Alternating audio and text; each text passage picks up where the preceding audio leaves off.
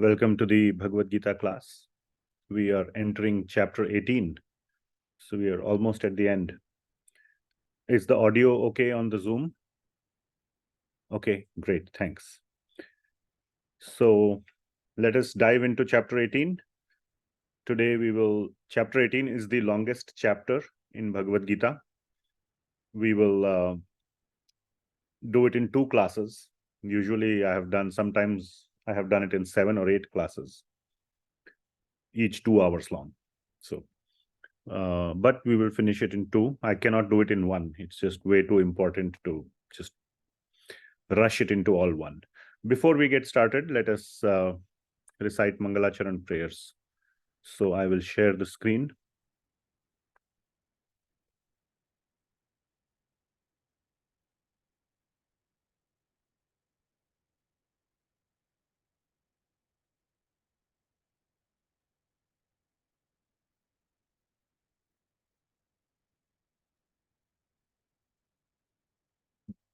In the room, feel free to please recite along with me.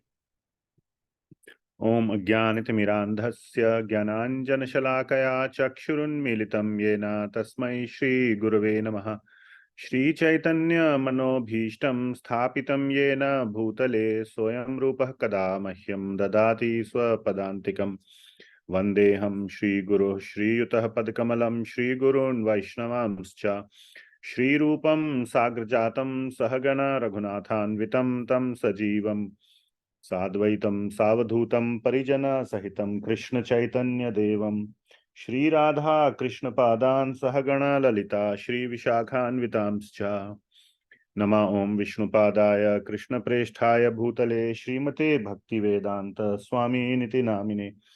Namaste Saraswati Devi Gauravani Pracharine Nirvishesha Shunyavadi Paschatya Deshatarine. He Krishna Karuna Sindho Deenabandho Jagatpate Gopesha Gopika Kanta Radha Kanta Namostute. Tapta Kanchana Gaurangi Radhe Vrindavaneshwari Vrishabhanu Sute Devi Pranamami Hari Priye. Vanchakalpatarubhyascha Kripa Sindhubhya Eva Cha Patitanam Pavanebhyo Vaishnavebhyo Namo Namaha. Jaya Shri Krishna Chaitanya Prabhu Nityananda Shri Advaita Gadadhara Shrivas Adi Gaura Bhakta Vrinda. Hare Krishna Krishna Krishna Hare Hare Hare Ram Ram Ram Hare Hare. Srimad Bhagavad Gita ki jai, Srila Prabhupada ki jai. All right. We will now get into chapter 18.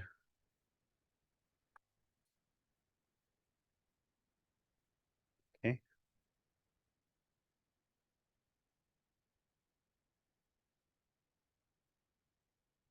All right. Chapter 18, Perfection of Renunciation, Moksha Sannyasa Yoga. So, let us see what that means. Perfection of renunciation. The 2 keywords that we will use here are Tyaga and Sannyasa. So, hang on with me and you will see what it all means. So, anyway, before we get started, anybody has any questions, any burning questions? Or it's been 2 weeks, I think, since we met. I can't remember when we met last, but anyway. Okay, no questions. Let's move forward. I have a lot of material to cover today, so let's move fast. All right, moment of truth. For whom? For Arjuna. 18th chapter. Where is this discussion happening? In the Himalayas, at the battlefield. So, let's see. The time has come. Time has come for what?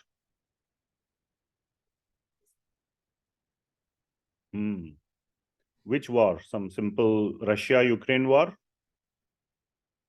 So it's a nuclear world war. They have even more powerful weapons than the nuclear weapon. Okay. and weapons that are capable of destroying entire planets exist. You might have seen in Star Wars, what's called a Death Star or something here, right? Can destroy the whole planet at once. So weapons of that caliber exist. And each weapon can be controlled. The Brahmastra is not like a nuclear weapon, like a hydrogen bomb or something like that. You can invest a particular amount of power into the Brahmastra and then shoot it. So it's not like a blanket nuclear weapon. If you remember, Brahmastra could destroy, of course, the whole army. But when Ashwathama shot the Brahmastra, final one, against whom? Uttara, the womb of Uttara. How much is a womb?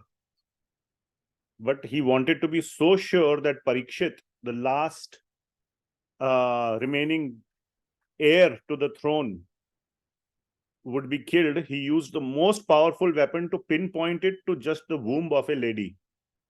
That is Brahmastra. So you can see, today nuclear weapon means total destruction. Then you have to have what is known as a surgical strike, a sniper. But Brahmastra, so please don't misunderstand that Brahmastra is just a big nuclear bomb. It can be a whole range. So anyway, I won't go into weapon. This is not a class on weapons. So the time has come for Arjun to make a huge decision. Can you imagine the burden on Arjun's shoulders? What is the worst decision that one human being can make? Or the most heavy decision? Well, even more, like ending of civilization. Right? That is the decision on Arjun's shoulders. If he will walk out, obviously the Pandavas will walk out. It's not like the remaining four will fight. So please try to understand that now the whole Bhagavad Gita has been discussed. Arjun has had full opportunity to ask questions. He's out of questions. Not that our Lord Krishna has said, okay, whatever I had to tell, I have told. Now you have to decide one way or the other. There is no time limit, but Arjuna has no more questions. Lord Krishna would have answered if he had 10 more questions, but Arjun is really out of questions. Now he knows all the things. Now he simply has the decision is his. He can call it off, which is what he was trying to do at chapter 1, or he can start the world war. So this is the final opportunity to ask any remaining clarification. Are you following? So please try to understand Arjun's state of mind. Okay. So much decision has to go through, whether to, start the war or to not start the war. You can amass the troops on your side of the border, whether to fire the first bullet or whether to enter the border. In today's scenario, that's a big decision. And it's all down to one person. Okay. So that is the situation. Okay. So please keep that in perspective. Second point, let us see the link from previous chapters. This is very important. So what are some of the main themes or conclusions of the previous chapters? We will go through, of course, there is the Bhakti Yoga section, 6 chapters, where Krishna Bhakti, Lord Krishna has clearly said Krishna Bhakti is the topmost. Then there are remaining 5 chapters. So 13, 14, 15, 16, and 17. What are the conclusions of each chapter? The main conclusions of each chapter. Let us quickly try to go around the room and zoom. What are the main conclusions of each chapter? Chapter 13. Anybody want to raise their hand? Who knows? No guessing game. We want to move fast. This is an extremely serious discussion. Okay. No. That is 14, Mataji. 13 is what? Remember Kshetra, Kshetragya. Remember the 6 items that Arjun asks. So chapter 13 was all about seeing Jivatma and Paramatma in all living entities. That was the essence. Seeing that, so we discussed properties of Jivatma, mainly Paramatma. Upadrishta, Anumanta cha. That Paramatma is Upadrishta and Anumanta. All those things we discussed in chapter 13. Okay? Chapter 14. What's the main conclusion of chapter 14?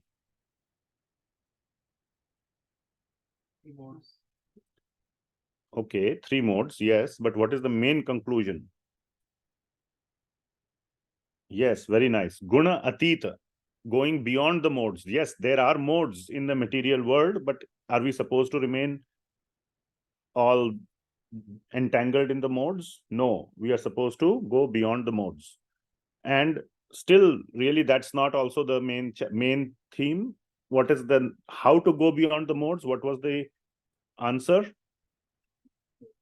Bhakti yoga mam yo avyabhicharena bhakti yogena sevate 14.26. Okay, sagunan samatitaitan brahma bhuyaya kalpate. So avyabhicharini bhakti, unbroken bhakti to Krishna. Mam chayo avyabhicharena bhakti yogena sevate. So mam bhakti means Krishna bhakti. Okay, so that is the main essence of 14. 15th, what is the main essence of 15th? That the material world is the inversion of the real world, and that we should realize it and cut it off with the bhakti. So last word was the main thing. All those were, yes, that is true. That is definitely the content of 15th chapter. But the main content of 15th chapter is that you must realize that the Purushottam of the Vedas is none other than me. I am the same person who is glorified in all the Vedas. Knowing that, one who knows that, yo mam eva asammudho janati purushottamam, that Purushottam of the Vedas, asammudho, without any doubt, who knows that I is the same Purushottam referred in the Vedas. What does he do? Sa sarvavid bhajati mam sarva bhavena bharata. With full bhava, he does my bhajan. So again, what is the conclusion? Doing Krishna bhajan is the final conclusion of chapter 15 also. Chapter 16, what is the conclusion? Move away from the 3 gates of hell, lust, anger, and greed, and work as per scriptural injunctions. Okay, thank you. So again, the last part is work as per scriptural injunctions, which scriptures will tell you to move away from lust, anger, and greed. Kama, krodha, lobha. But main point is that scriptures tell you, tasmat shastram pramanam te. You have to go by shastra pramana. So all the things you have to take as per shastra. What is right, what is wrong. Karya, akarya vyavasthita. What to do, what not to do. Do the right things, don't do the wrong things. So karya, akarya vyavasthita. So who tells what is right and wrong? Scriptures. According to American law, killing a cow is not a problem.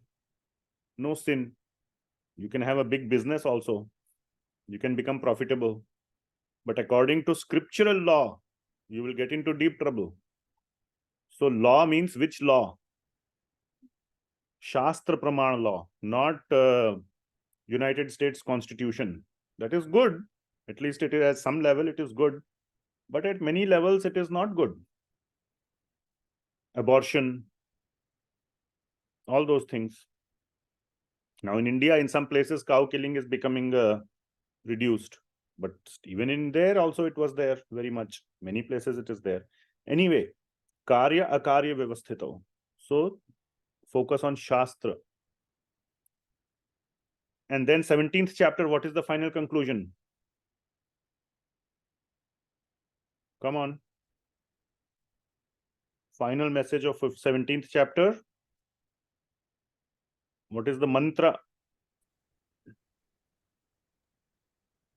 Tat Sat. Om Tat Sat.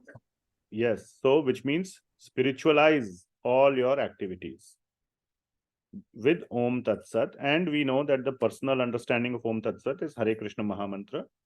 But that is Chaitanya Mahaprabhu's understanding. Anyway, so 13th chapter, understanding Paramatma and Jivatma, which is a very spiritual conclusion. 14th chapter, Guna Atita, Mam Chayo Avyabhicharena Bhakti Yogena. 15th chapter, Bhajati Mam Sarva Bhavena Bharata. 16th chapter, Tatsmat Shastram Pramanamte. And 17th, Om Tat Sat. These are the main conclusions of the last 5 chapters. They are all heavily spiritual or bhakti conclusions. Yes, no? Right? But a world war is impending. अभी world war में भक्ति को कहां से लगाओगे? You have to fire nuclear weapons. So where is bhakti? Where is spirituality and all that? People are going to die. There's going to be a lot of blood all around the place. So how do you fit in the two? So I will come to this. Arjun asks the final question.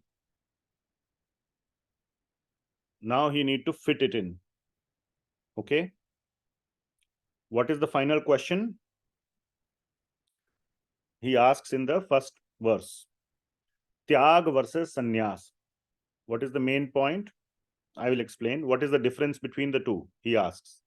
Or I am saying he knows, but he's trying to understand really which one is better and how to decide which one is better. So that's why I said in the WhatsApp message today, today's class is all about decision making.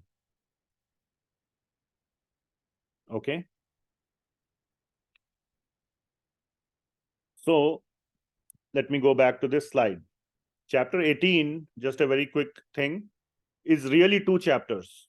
This is the only chapter about which I will say very strongly it is really divided into 2 chapters. Okay. First chapter within chapter 18 is from 1 to 48. And then the next one is 49 to 78. It is still about decision making, we can say. But the first section is making decisions primarily based on material modes or material considerations or material factors. And then the second half is making decisions fully based on spiritual factors. Okay. But at the same time, we can say the second half is the final conclusion of Bhagavad Gita. Why? Ultimately, because in our life, we make decisions. We make choices. It is also a saying, I don't know exactly what it is, but the life, something like that. Maybe somebody can tell me, one of you smart or learned people. Life is the sum of all the choices you have made or something like that. There's a saying like that. So life is all about choices. From whatever is in our hands. What is not in our hands is not in our hands. You were born a female. Sorry. If you wanted to be a male, wait for next life. That's not a choice you have. Okay. Whatever, let's say something, in some cases, let's say in Air Force, females cannot fly an aeroplane. Let's say today they are allowing. But let's say somebody has desire to fly an Air Force plane and you are female. Very too bad. Cannot fly. So some things you do not have in your control, or whatever, you're born in a rich family or poor family or this or that or whatever. So, but things that are within your control, it's all about choices. Okay. So the second half is we will try to finish the first half today so that we can focus fully on second half next week. So we'll wait for that. So Tyaga versus sannyas. What is the difference? Which one is better? And how to decide between the two? So the answer is going to come in the next 11 verses, but it is all about decision making. So let us first understand these two terms, Tyaga and sannyas. Are you clear? These are the 2 terms to be considered. Another thing, before we go in, I want to sort of make you really understand. Now, anybody here trying to press the nuclear button? Is Vladimir Putin here on the call? Joe Biden here? No. Those are the people, probably the 2 people in the world, or Xi Jinping or whatever, who can have this decision on their head.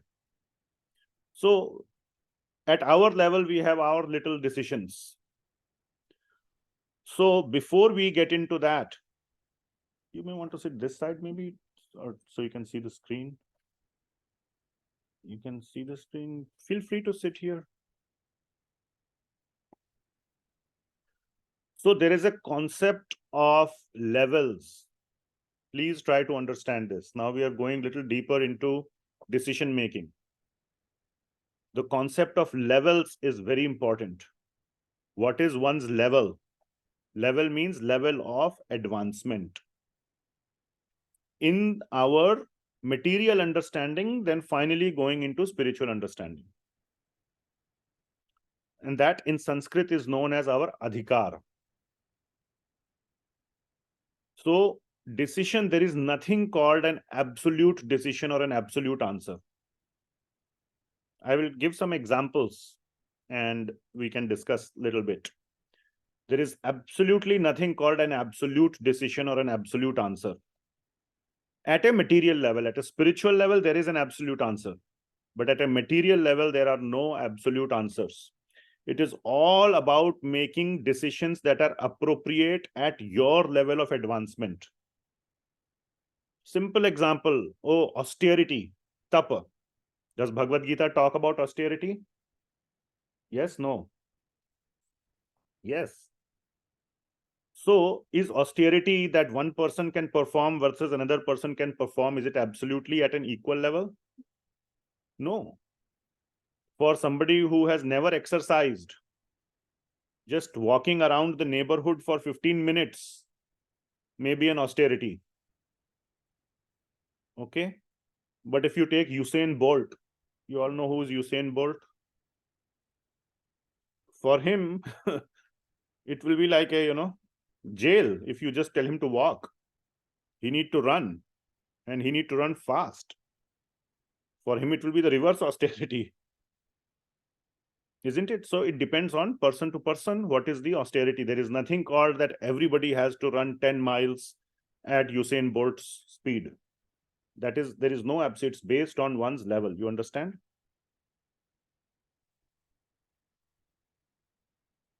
And it goes across the gunas, these levels. Somebody in the mode of ignorance, like, somebody who never walked, always lazy, sitting like a potato, couch potato. For him, walking half a mile is an austerity. And somebody who is at a very high level, it's different. So one size fits all concept does not exist. Please try to understand. So adhikar means level. Those who have been attending Saturday classes or something, in our devotional progress also we say Kanishtha Adhikari, Madhyam Adhikari and Uttam Adhikari, which means level of spiritual advancement. That's a different topic, but again the same concept. So just I came across these 3 examples.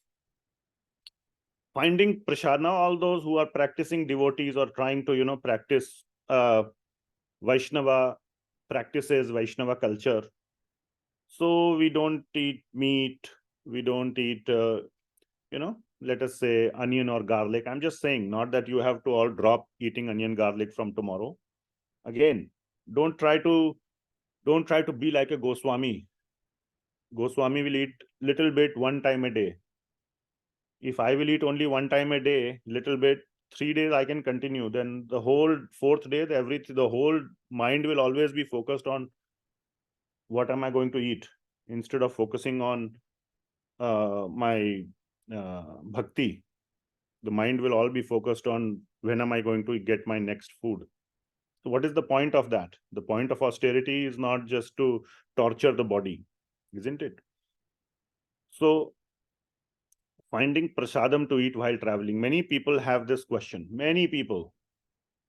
Now there can be many levels. The point of this exercise is to see that there are levels. And the next point, please hear carefully. Many of you will ask these questions later on. But if you understand the concept now, then you will save yourself the time and you will save me my time also. So here's the concept that you should understand carefully. So there are many levels in this, and one has to choose a level according to his level according to his adhikar. You have to choose the level. And the second point is, even the highest level that we will discuss, you will see there are some faults even in that. You can never be perfect in this material world. In this material world, nothing is perfect. Why? Why is nothing perfect in the material world? Again, from Saturday, Friday classes. Structure itself is imperfect. Because what is scripture? Structure. Structure, yes. Material Scripture structure. yeah. I thought I heard scripture. Sorry. Yeah, because the structure, the framework itself is faulty. Okay. If your ruler is broken, you cannot measure correctly anyway. First, your ruler has to be correct, then you can have an accurate measurement. To have an accurate measurement, you need to have first a nicely working instrument. If that itself is faulty, how much ever carefully you measure, you will get the wrong answer. So finding prasadam, let's see what are the levels. What are the various things? Those who have faced this problem, tell me. What are the considerations? Come on, quick. We don't have a lot of time.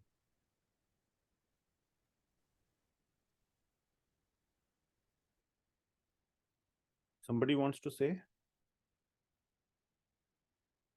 Nobody has had this experience? McDonald's में जाके whether the place is vegetarian. Yes. So now we are breaking the ice. So one, cook. Yeah, very nice. So one thing could be, okay, find a vegetarian. One thing could be, okay, it's a non-vegetarian restaurant. You find some vegetarian option. One can think like that. Many people do. There's nothing wrong. By the way, there's nothing wrong in any of these, okay? All of these are, again, one has to be genuinely at the level where they are. No need to pretend. Otherwise, you go to chapter 3, verse number 6, which calls it mithyachari. Mithyachari means dhongi. Dhongi means just a pretender. So no point in doing that. Better to be honest sweeper than a, pretending priest. Honestly, you sweep the floor, that is 100 times better than pretending to be a priest, and in your behind the closed door, you are worse than the sweeper. Okay. So, but still, what are the levels? One level, we're not going to go through the whole discussion, but go to a place which serves everything. You take whatever is vegetarian. One could be go to a place which doesn't even cook. It's a, the kitchen is vegetarian. Sometimes in between two, there is level. Some people say, no, we have separate vessels for veg, non-veg. Okay, that's a nice, one can compromise on that. One can say, no. Even if you are cooking vegetarian, what is the consciousness of the cook? So I will, because it matters.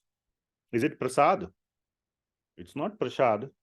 Okay, once it comes on my plate, I can offer. But it is also said that one who is cooking actually on the fire, whatever preparation, when you are cooking on the fire, it's like a offering to God. So it has to be done by a devotee. So I will cook my own food and take it. Okay, if you have cooked your own food, where did you buy the ingredients? In Costco. Well, Costco sells all kind of things. Fred Meyer. What about that? Then somebody will say, Arey, I will grow food in my own backyard. I won't even go to Costco. Now, can you see? How many of you grow your own food in your backyard, huh? Can you see? Okay, if you grow food in your backyard, then you have to cut it. Maybe the birds who are coming and eating, they are getting deprived. The insects who are eating are getting, deprived. Maybe they are dying. Plant itself is getting killed when you uproot it. Can you see there is no limit? to your, to what level. So what is the final level? Don't eat. That is the final level, right? Don't eat. Isn't it? No, actually that is called sannyas. Sannyas means give up the activity itself. Then you do not have to worry about adverse reactions. Somebody asked me about running a restaurant business. I want to run a obviously sattvic restaurant. Some Prabhuji, somebody told, oh, you're running, he's offering to God prasad. You should never sell prasad. अरे भैया business के लिए है, भी free में सबको देंगे तो फिर कैसे? What is the business then? Then I'm a charity. I'm not a business anymore. So he asked me this question, what to do? Somebody said you should not sell prasad. You should give it free. But I want to have a business also. I'm trying to do it as a livelihood. Again, I gave same answer. There are levels. Maybe, you can say that, if you cannot pay, we will give free. But for those who can pay, here is the menu and here is the cost. That could be two different levels, if you can pay or not. Or you can say it is free. Here is a donation box. Put whatever you want according to your capacity. लोग उसमें चवन्नी डालेंगे फिर. That is not business also. People are miser. Anyway, so you can see the problem, right? What is the highest level? Just do charity. Even if somebody gives, you refuse. No, we don't take any money. Just eat the food and go. So can you see then third question somebody asked, milk. There is this new concept going around, ahimsa milk. How many of you have heard? It's a good thing. So first of all, it starts with regular milk in the store. Then you can say organic milk. Well, organic regular is not ahimsa. It's all just the fact that cows have not been injected with some medications. Then they call grass fed. At least the cows are being let out and they're being fed grass, not some weird chemicals. But do they still make the cows live in a very extremely horrible condition? Then you can say farm milk. Cows are living nicely. But after the cow has become old and stops giving milk, then what do you do with the cow? You should ask. Do they sell it to a meat shop? Then it's not fully ahimsa. Finally, if you keep reasoning like this, what will be the final conclusion? I need to have my own cow in my own backyard. Isn't it? Even there will be things. Why are you taking the cow's milk? And so many other considerations will be there. Anyway, so the point is, what was the point? The point is not like to try to go to the highest possible level. That is not the point. The point is that what to do in both of these in these situations. When you choose a level, how to choose a level. That is what we are trying to understand. The answer is not when we said that there's an absolute best answer. There is no absolute best answer. It is according to one's level. How do you know what is the best answer for your level? That is the question. Are you following? So that is called decision making. So one answer can be give up the action itself. That is what Krishna says in 18.2. And that is called as sannyasa. Kamyanam karmananam nyasam. That means out of any kamya, which means out of any kind of self benefit with no benefit to self, karmananam nyasam, no karma at all. Do not do any karma. Okay. That is called as sannyasa. Sannyasam kavayo viduhu. That's the first line of 18.2. So give up the material action itself. That is sannyas. That's the title of this slide. Then you don't have to worry about adverse results at all. Straightforward life, right? So don't eat while traveling. Easy. Don't drink milk at all. Don't run a business. Answer is clear. No problem, no adverse effects. Is this practical? Is it practical? No, it's not practical. So that is sannyas. We'll see. We will see. Then comes Tyaga. So this is the important one. And finally, Krishna will say Tyaga is better than sannyas. So please, I'm telling you the answer. Focus on Tyaga. Tyaga means what? Very clear. Don't give up your duty or action. Do your action. What you must give up is the fruits or the attachment to the fruits and the results of the action. Clear? So that's what Krishna says. The next line says, Sarva karma phala tyagam. So you're not giving up karma. You are giving up karma phala. And that is called Tyaga. And this is very similar to Bhagavad Gita 20, the 47th verse of 2nd chapter, Karmanyeva adhikaraste ma phaleshu kadachana. Very famous verse. That do the work. And here also there is the word adhikar, karmani eva adhikaraste, according to your, so this is not explained generally. According to your adhikar, do your karma, according to your level, and then you give up the attachment to the fruits or the claim to the fruit. So that is what is being called as Tyaga. Okay.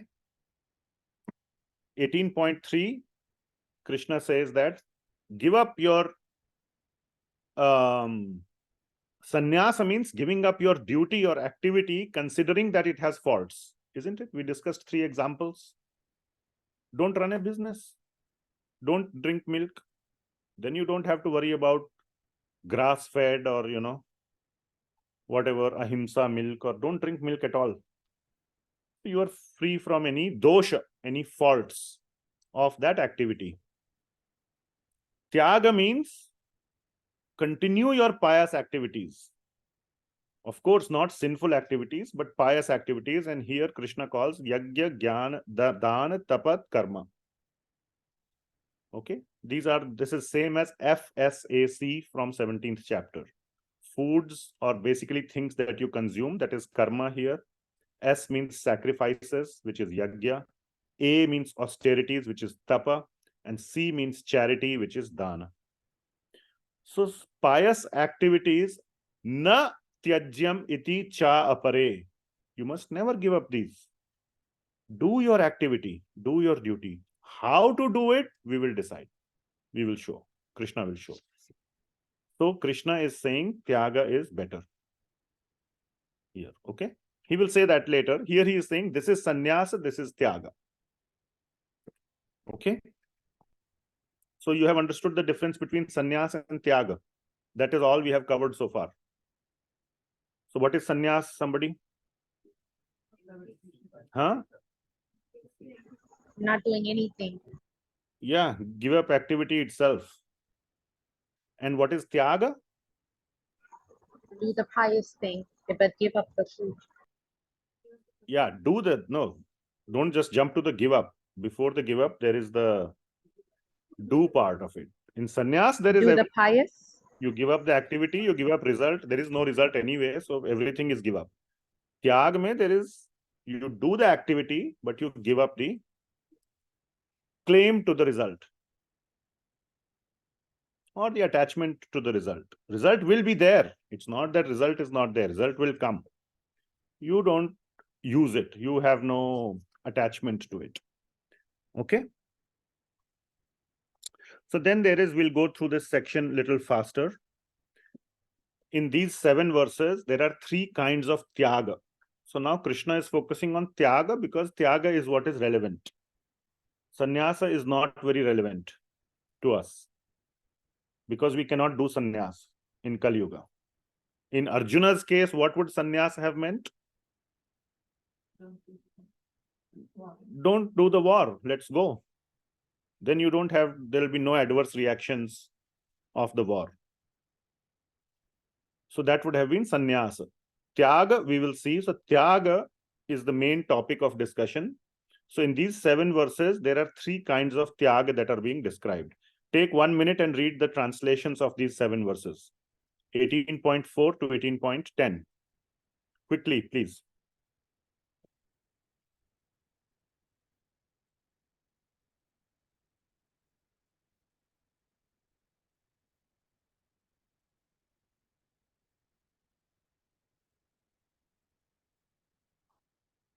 Go. Turn off that on switch. Good. Okay.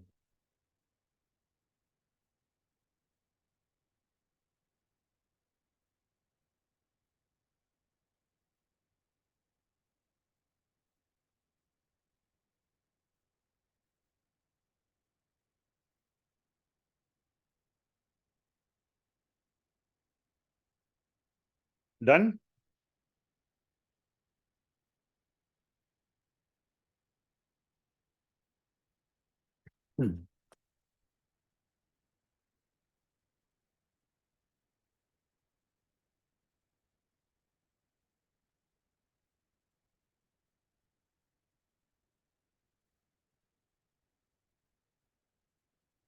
Okay. So, very quickly, Tyaga in mode of goodness is being described in these 3 verses, 18.6, 18.9, and 10. Very similar. There are subtle differences between these 3 verses. We are not going to go into that level of like fine details. At a high level, Tyaga in the mode of goodness. Ultimately, all 3 are Tyaga. Okay? All 3 are Tyaga. But in mode of goodness, what is Tyaga? Really perform the duty without attachment to result, which is what we have been discussing. What we have been saying is the mode of goodness Tyaga. So it's, you can kind of contrast it, what is not meant by Tyag, by looking at the other 2. And no attachment or despisement to the kind of work. Despisement, oh, I don't like to do this work. So no attachment to the result and no attachment to the work itself or the kind of work. I will only do this work, I cannot do this work. That also would be you are then discriminating. Then that is not purely in mode of goodness. In contrast, mode of passion, Tyaga, is what? Giving up something because it is troublesome. Then you can say, oh, I am giving it up. Internally, acha hua. Good. I didn't have to do it. It was too hard anyway. So that is the mode of passion, Tyaga. Or it is uncomfortable or whatever may be the reason. And mode of ignorance is to just give it up because you don't want to do it. Because of illusion, because of, you don't even make up a reason. In the previous one, at least you sugarcoat it. In this one, you are just, mode of ignorance, you can think of a plain, simple, straightforward jerk. Mode of passion means a polished jerk, which is what most people are. Mode of passion. Very few are mode of ignorance, who are like complete jerks. Very few are mode of goodness, who are very, very good. We are all experts at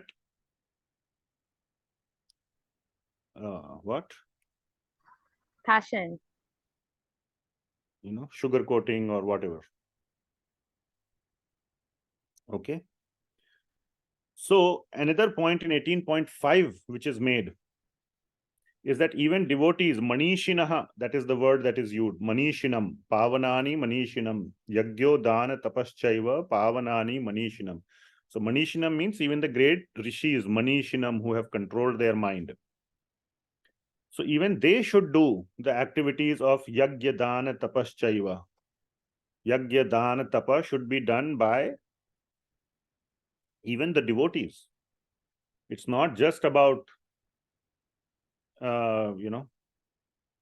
You have to do some things. You do it in the mood of, we will see, yagya, dan, tapa. We'll come to that. So that's an important point to note. Now, in the 11th verse, Lord Krishna says that Tyaga is better. Clearly, he will say Tyaga is better. So he says that it is impossible to give up activity or duty. Okay? Especially in Kali Yuga, I am adding that. But Bhagavad Gita was spoken just before Kali Yuga. It is meant for Kali Yuga. For most people, we will see this because there is 12th verse. Because of that, we will see. So it is impossible to give up activity or duty, but what is possible is to give up the ownership or the claim of the results. So one should give up the claim of the results, and doing such activity, yeah, I mean, the results will be there. You cannot just do activity and say, oh, this activity shall have no results. Results will be there. You just give up the claim of the results. And this is the best approach for 99.9999% of the people in Kali Yuga. Now, there may be 0.0001% of the people for whom sannyasa applies, who are very, very advanced in their level. So, for them, sannyasa could be applicable. For some very advanced level, adhikara,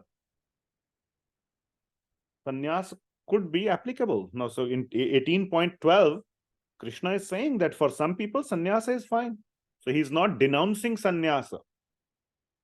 All that is being said is that for majority of the people, it shouldn't, or one shouldn't artificially be driven to sannyasa just because it looks cool or it sounds cool. Okay, are you following? So what he says, what Krishna is saying, that there are three kinds of fruits: sweet, sour, and mixed. A sannyasi doesn't have to worry about any of those because there is no fruit. And why there is no fruit? Because he did not even, he gave up the whole activity itself. The action itself was given up. He doesn't have to worry. Okay. So you cannot be a real sannyasi. Real sannyasi is like this, like this, very, very austere. We say even during breathing, you kill some living entities because of the hot air that comes out of your nose. Some living entities die. So you should even stop breathing. That is the stage of samadhi, which we studied in 5th chapter and 6th chapter. It is impossible. Even Arjuna says it's impossible to do.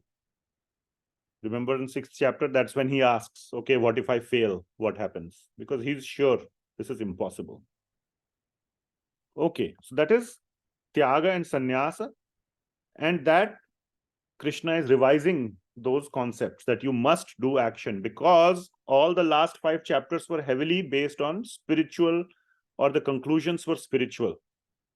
So if conclusion is spiritual, one can imagine that I want to go towards sannyas.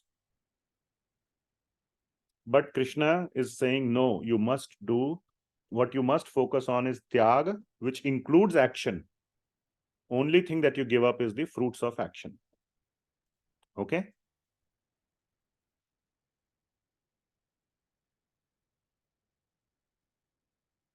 One second.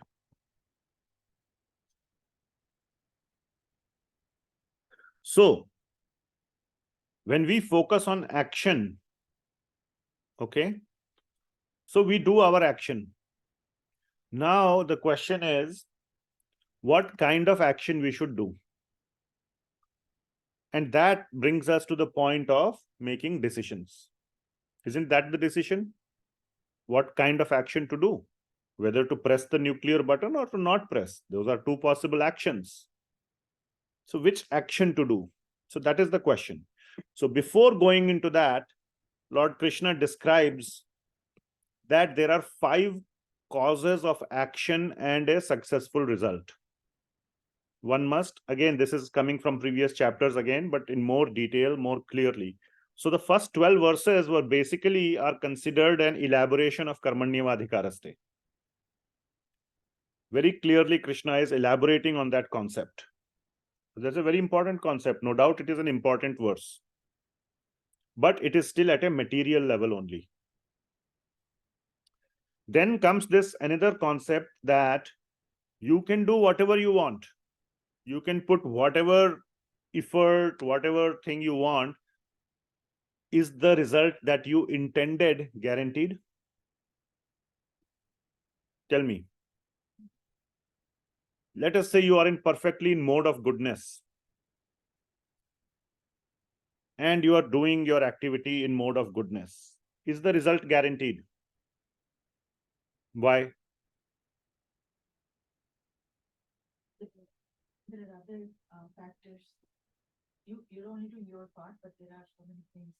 Give me one thing. The system, like the tree itself, is the fake one. Okay, but little bit more. Yeah, sure.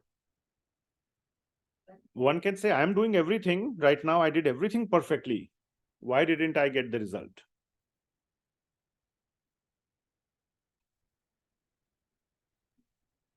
Karmic reaction. Yes, exactly. What did you say? Can you repeat on Zoom? Karmic reaction. Karmic reaction, yes. And she said over here in the room that not everything is in our hands. So in Bhagavad Gita, Lord Krishna describes 5 causes of action that leads or doesn't lead to a successful result. So let us look at the 5 causes. The first is known as Adhishthanam. Adhishthanam means the body or the field of action. You can call it the fertility. So let us say you are sowing the seed very soon. I can see, you can see here the example. We had discussed this example in 3rd chapter. A farmer is sowing the seed, but if the land is not fertile, that's where he's sowing the seed, isn't it? He can do everything perfectly. Will the crop happen nicely? If the land is not fertile or whatever, the whole environment is not fertile, it won't. So this result, is it in our hands? No. Of course, you can say, okay, fine, buy a different plot of land. But given that, it also means the body. Can you buy a different body for yourself, Prabhuji? Not in this life. You are stuck. If you say, I want to fly, well, next life you can become a bird and you can fly. But this life, too bad. At best, you can become a pilot. These days, I have seen some videos of some drone type thing, and you can fly like Iron Man or whatever. Anyway, okay. So you are stuck in a particular situation. You cannot do much about it. So this is not in our hands. First thing. Adhishthanam. Karta, the individual. And the primary thing that the individual does is makes choices. That choice comes out of where pretty much? His free will. That is, the green color means it is in our control. That is in our control. We can do something about it. So it is not like nothing is. Can you say nothing is in my hands? Then you are like people will call you like a lazy or some Dumbo. Oh, you even everything is in God's hands. That's also not correct. That's the saying, right? God helps those who help themselves. So you got to do your own part, then God can help. So this part is in our hands. So this is known as karta, which includes our ahankar. Third thing is karanam. Karanam means our senses, our sense organs that we have, both Gyanendriya and Karmendriya. The action performing senses and the knowledge acquiring senses. Okay, so if somebody is born blind, maybe he cannot become a, nuclear scientist. You got to do some physics experiments for which you need your eyes, whatever. I'm just making it up. Maybe somebody can. I'm just saying. Or you definitely cannot become a cricket player. You got to see the ball. Isn't it? Blind person can do some other things. Maybe he can become a good chess player based on some technology. Whatever, I'm just saying. So the capabilities, these are also not in our hands. You following? Then cheshta. Cheshta means our determination or our effort. That is in our hands. That's in our hands. And finally, daivam. Daivam is Paramatma, Lord's sanction. And Lord's sanction based on who? What? Somebody said just now. Our karma, majority of the situation, he sanctions according to our karma. Anybody want to say, is that all that he does? He's a simple policeman, looks at the rule book and says, okay, you get this, you get that based on the rule book. Okay, he can create conditions and everything is according to a rule book. Anything else he can do? Then who is higher? The rule book is higher or God is higher?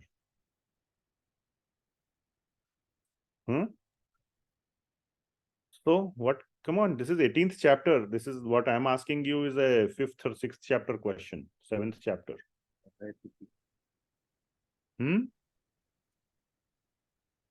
Speak up. Come on. Kripa. Kripa, yes. If he wants, he can interfere. For devotees, he interferes. Even if the devotee does not have the karmic balance to receive good karma, the Lord makes it happen for him because he is a devotee. Lord is partial to the devotees. So he can interfere. For most part, he lets the law of karma run, which is also created by him. But for his devotees, he helps, goes out of his way to help, even if they don't have the necessary karma, good karma. Okay, so that is where God becomes God. Otherwise, karma, law of karma is higher. That's how it works in United States. Constitution is higher than the president. Okay. So, and another point to understand here is that these first four, Adhishtanam, Karta, Karanam, Cheshta, these are material causes. You can see everything is at a material level. Only Daivam is the spiritual cause. That is also at a certain level material if it is a purely karmic, if law of karma is working. So you get what you are due, and that is also at a material level, but the spiritual part is Lord's interference. If he wants, he can do anything. Okay, so understanding. Now let us see how to make decisions. Okay, before that, just a quick thing that all actions, body, mind, and words are governed by these 5 factors. These are the 5 factors that govern all actions. And an intelligent person is the one who sees these 5 factors, and an unintelligent person sees less than 5 factors. Typically, the only factor he sees is himself, karta. I am the doer. And that too for good results. When good things happen, he claims all the credit. When bad things happen, it is somebody else's fault. God, why did you do this to me? Then the 5th one comes very quickly. God is responsible. Okay. So, first point to understand is you are not the doer. Or you are not the only doer. There are other factors at work. So, it's very important to understand that when you are making decisions, decisions are towards some result. You have some expectation for a result. So you got to make a decision. Like Arjuna, he's worrying what sin will come to me, my loved ones will be killed. Those are all outcomes. And therefore he is wondering whether to do A or B. So first of all, one must understand that you can do whatever you want. The end result is not fully in your control. Okay. That is the first understanding. Then we go into making big decisions. So, as we said, decisions or choices are everything. That is the most important thing we do in our life.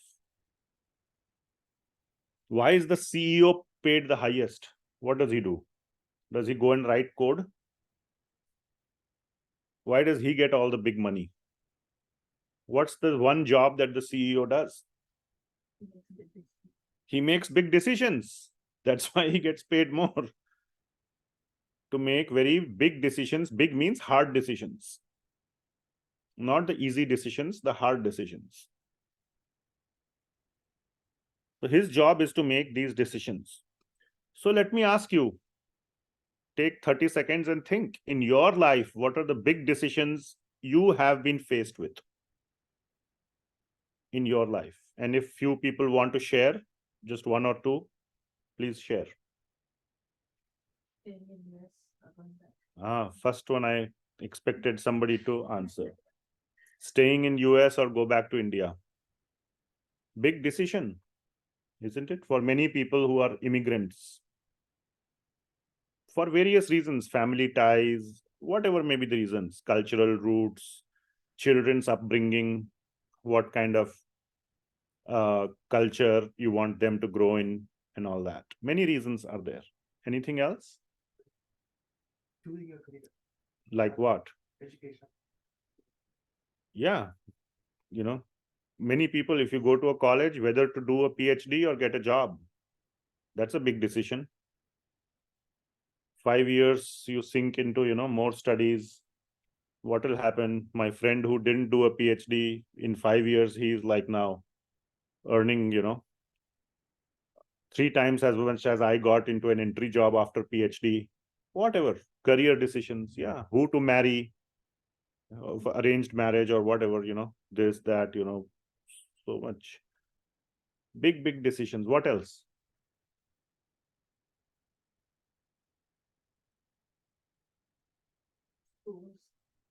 Now we are becoming little dilute. Schools, whatever, yeah.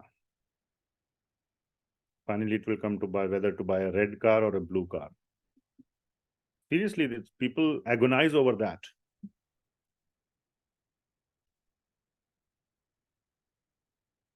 Anything else on Zoom?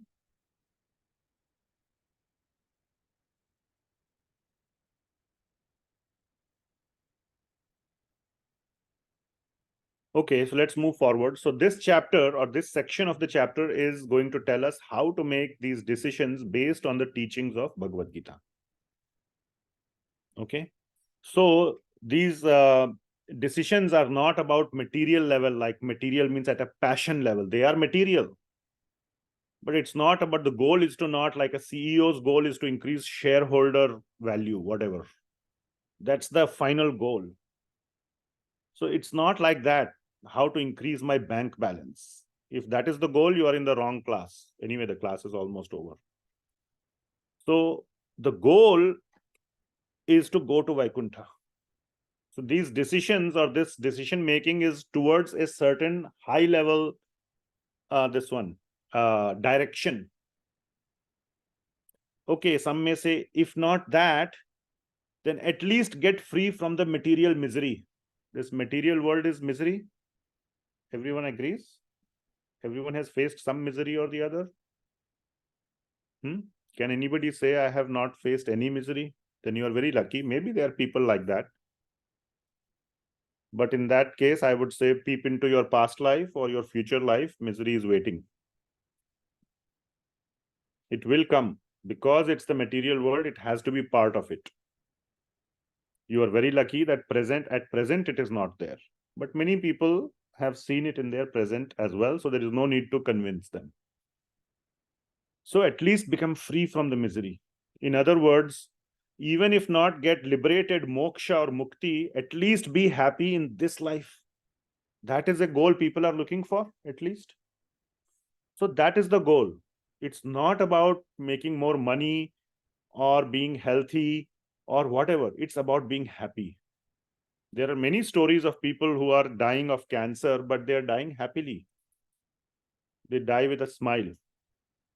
So not having cancer is not the goal. Or having $1 billion is not the goal. The goal of this section, what we are going to discuss, is to be happy at the very least. That is the goal. And we will also discuss about decisions and choices. This is a very important thing. We will discuss it towards the later half. Decisions versus choices. Anybody can split the hair between decision and choice? Who can say something? If you have something like serious to say, no, not much guesswork here.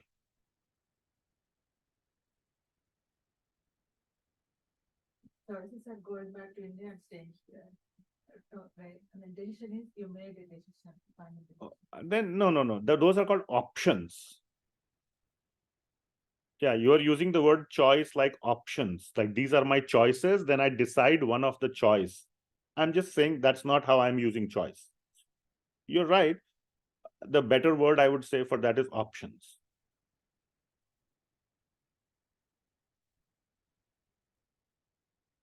Anyway, decisions typically in your board meetings, what do? You make choices or you make decisions?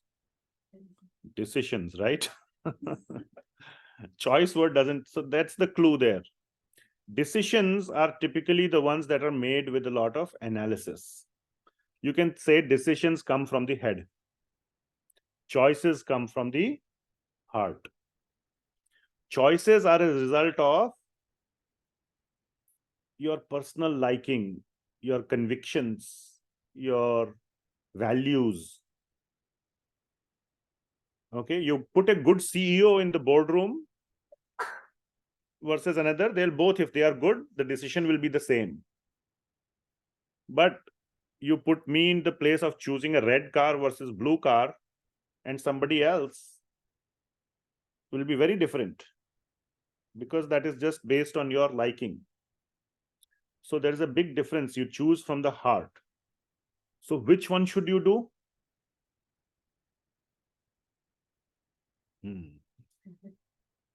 Should we be deciding in our assuming? That's the definition of decision versus choice. Again, this is English language, Sanskrit. This is not Sanskrit, okay? We will see this as this distinction when we come to Buddhi versus Dhriti. So this discussion will come in Bhagavad Gita little later, but I am just putting these words on top of it.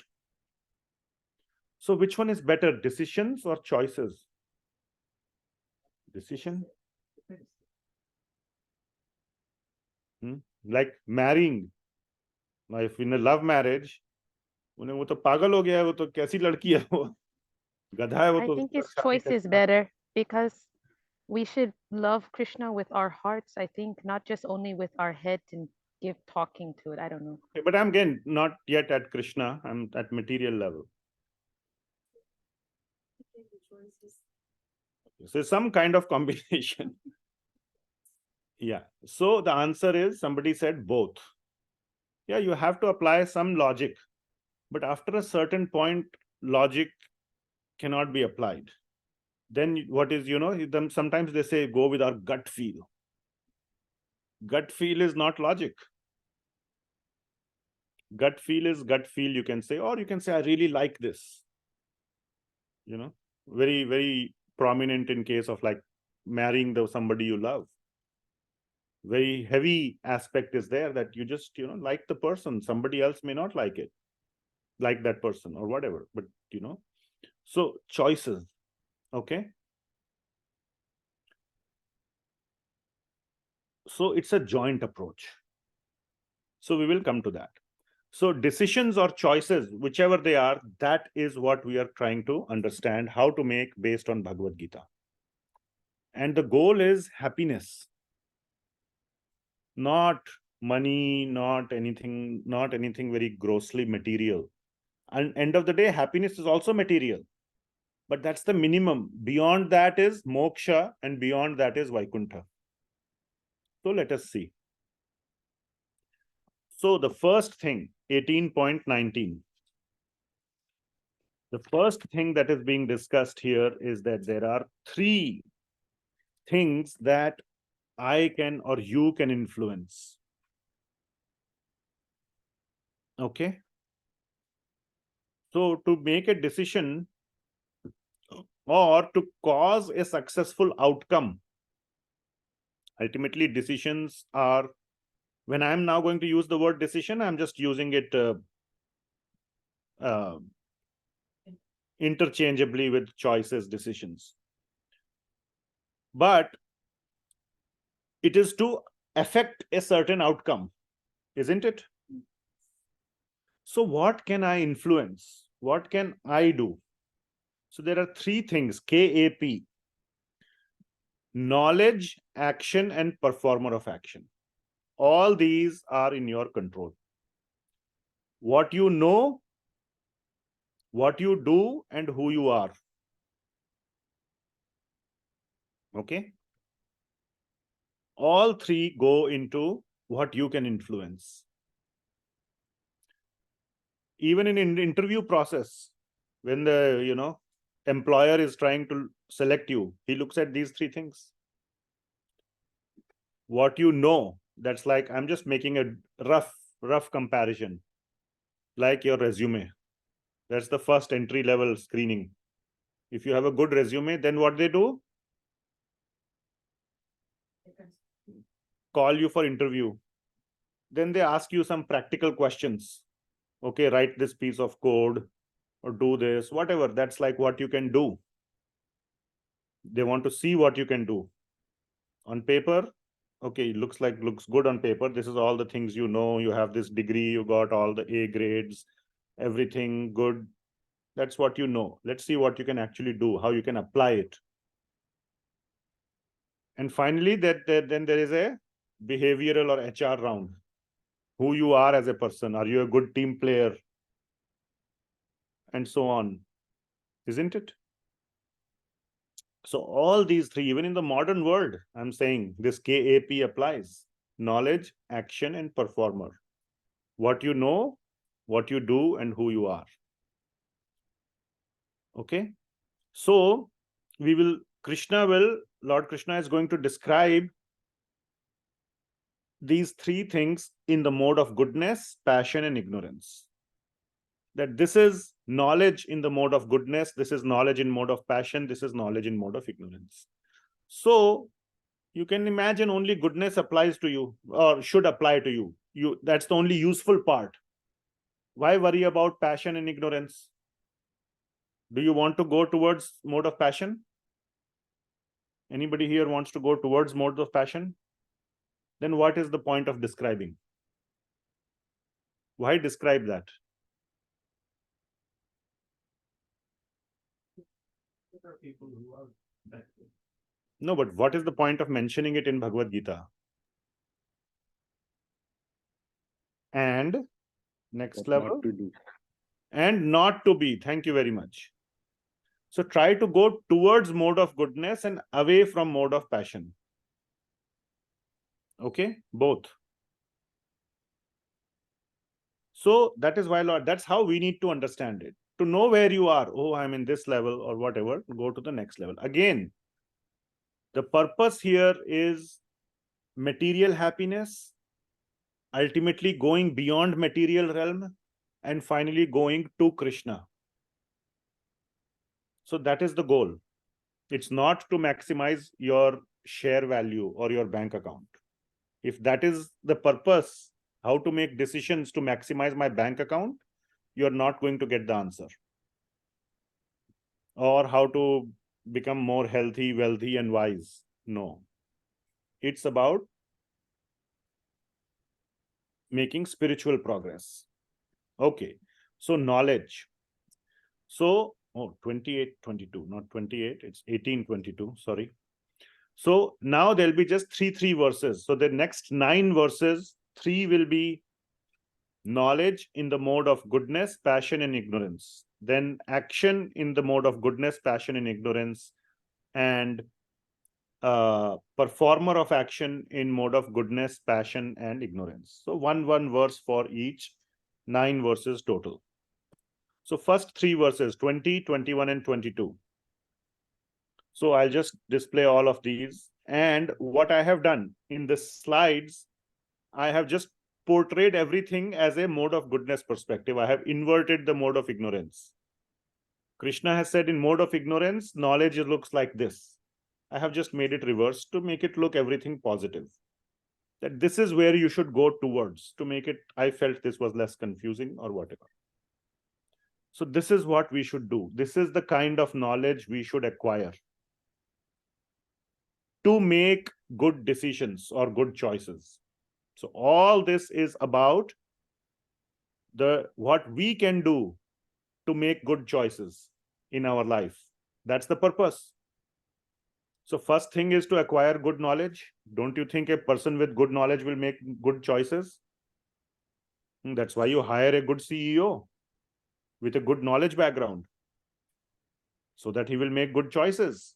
So knowledge is an entry factor into making the choices. So what is knowledge in the mode of goodness? Again, all these are like that, worded like that. Knowing that all living entities are spiritual jivas. And also not only that, Paramatma or Supreme Lord resides in all of them. So that is a knowledge that you should have. That's how you should look at everyone. With that knowledge, if you have that knowledge, it will greatly help you to make good decisions. Don't consider jivas based on their bodily conditions or material factors. Don't be attached to one kind of work or one kind of outcome.